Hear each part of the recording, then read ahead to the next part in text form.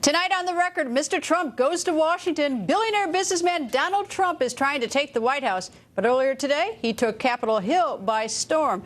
The GOP frontrunner in a fiery speech blasting the controversial Iran nuclear deal. The Donald not mincing words as he rips apart what he calls the most incompetently negotiated deal ever. Hundreds turning out on the West Lawn of the Capitol ready to hear the Donald. They rip us off. They take our money. They make us look like fools, and now they're back to being who they really are. They don't want Israel to survive. They will not let Israel survive with incompetent leadership like we have right now. Israel will not survive. And then when it's all done, or they think it's all done, they come out with these unbelievable, nasty statements that Israel won't be around in 25 years and that we have no dealings and we will have no further dealings with the United States. Now, the people that we were negotiating with and were working on the sanctions with, including, and as an example, Russia, who's selling tremendous missiles to Iran. You know that. Ballistic missiles being sold. All of these countries are going to do business with Iran. They're going to make lots of money and lots of other things with Iran. And we're going to do and we're going to get nothing. Nothing. We are led by very, very stupid people. Very, very stupid people. We cannot let it continue. We are a country that owes $19 trillion. We lose everywhere. We lose militarily. We can't beat ISIS. Give me a break. We can't beat anybody. Our vets are being treated horribly. It will change. We will have so much winning if I get elected that you may get bored with winning. Believe me. I agree. You'll never get bored with winning. We never get bored. We are going to turn this country around. We are going to start winning big league on trade, militarily. We're going to build up our military. We're going to have such a strong military that nobody is going to mess with us. We're not going to have to use it.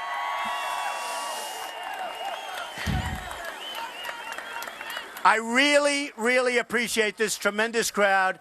We are going to make America great again. Thank you. Thank you very much. Thank you.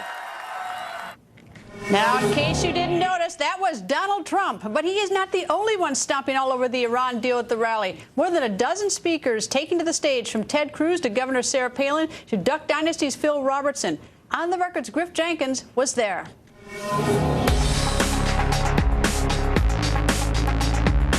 We are led by very, very stupid people. Don't reward terrorism. You kill it. If this deal goes through, we know to an absolute certainty people will die.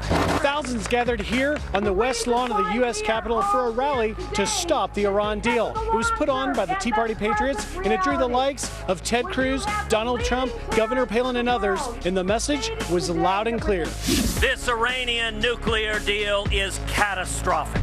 If you are elected president, how will you handle this deal? Will you roll it back? What's the plan? This deal will change drastically. Believe me, this deal will be totally renegotiated or more than that. And this deal will bear no resemblance to what it is right now. The thing I hate so much, however, they still have our prisoners and they have our $150 billion plus. They will be so rich and so strong, they'll be going all over the world creating terror with our money. What we did and what our president did, he should be ashamed of himself. If Iran will not stop its nuclear program, we will stop it for you. Stop this deal!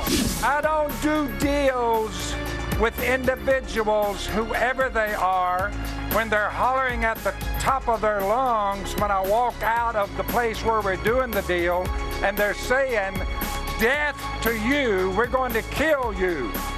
That's the last bunch you want to have nuclear weapons. So, Congress, you gotta kill the deal. What's the message, and can this deal be stopped? Yeah, this can be stopped if Congress won't look at this as a partisan bill. It's not partisan. You know, they either want to put Israel on the path of destruction or not. Well, it maybe cannot be stopped because you have a lot of weak politicians, all talk, no action politicians, Griff, and what they're doing is disgraceful. They're doing something that should never have happened to this country. The people of the country don't want it, over 70%. And this is a deal that should never have been made. It's going to lead to a lot of bad things, and I'm really honored by the crowd. I mean, look at this crowd coming out here today. It's amazing. Former Alaska Governor and Vice Presidential candidate Governor Sarah Palin taking to Capitol Hill, shredding the Iran deal, telling protesters, you don't reward terrorism, you kill it. Governor Palin's here. Nice to see you, Governor. Thank you so much, Greta. Glad to be here. All right, Governor, no one's going to show me the deal, so I look at it this way. I try to say, is there, what's the indication that these people are not good to Iran with a deal? Well, they're past cheaters. They've threatened Israel before, even today. They fund terrorism, Hezbollah. They're holding 4 Americans, and they sponsor terrorism all over the world. Right. That's the bad side. On the good side, I think, what is the one hint or clue that they'll keep their side of the deal? Can you come up with one? No, I can't, because those who worked on the deal, John Kerry, Hillary Clinton, even they are saying, no, there's no guarantee of a change in behavior. No, out of the $150 billion that we freed up for them, there's no guarantee that they won't use it for terrorism. We were seeking that kind of confirmation from those who worked on the deal that there would be something good in it. But no, for the life of me and probably most Americans, we have not received that message about what's good in the deal. So why do you think some Democrats are voting for it, and why do you think the president likes it? Yeah. Well, on the Hill today, in speaking with some senators, they're insisting that President Obama has so twisted arms on this one that it's become a partisan issue, which is unfortunate because, as I said in my speech, you're either for Israel being put on the path towards destruction or you're not. It's not partisan. I think a few months ago, had the vote been taken on this treaty, and I call it a treaty, I don't know why it's not characterized or categorized as a treaty, but a deal. I think if the vote were taken then, it would have had much more of a chance to be killed in Congress. But evidently, the president's really twisted arms. All right. Is Donald Trump your candidate? Oh, goodness, he's doing so great. Did you hear his speech? His speech that resonates with what average Americans are thinking, that they're asking too. Why in the world would we even negotiate with terrorists? His speech today is an indication of what he is capable of doing in terms of connecting with average Americans, and that's why he's so high in the polls. Way too early to endorse someone. You know, they've only been through, what, one debate? So it'll be interesting to see how everything is, you know, coming to the surface. But what other candidates? I know that you're close to Senator Ted Cruz as well. What about Dr. Ben Carson? How about Carly Fiorina? She's an outsider. I am very thankful that all of these folks are willing to put themselves out there in the name of service. It's brutal. You know, it's really tough.